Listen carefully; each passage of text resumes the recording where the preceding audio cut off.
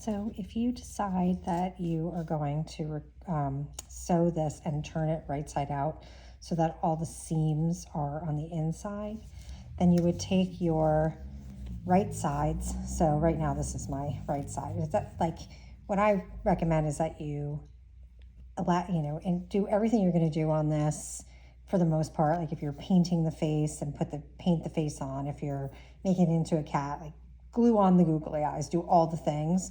Then you're going to take the right side of it and put it on the inside. So right sides together.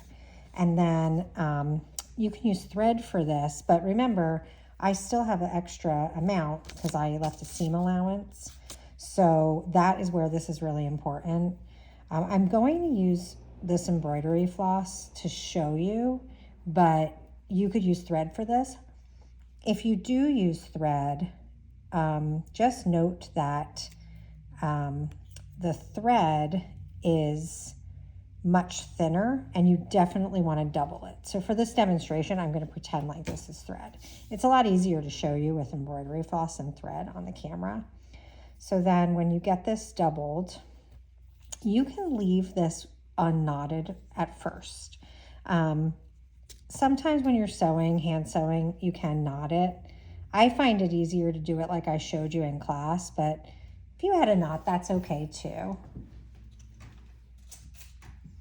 And then you're just going to take this and when you're going to turn this right side out, you want your thread to match your fabric so you don't see the steams. So I'm like, again, I'm using this purple because it's good for demonstrating, but I would try to find something that matched this.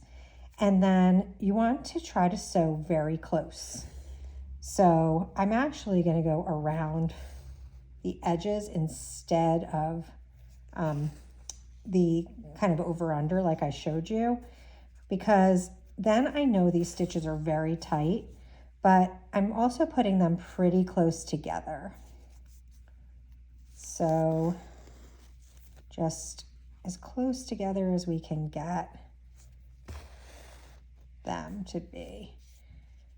And the reason for that is when you flip it right side out,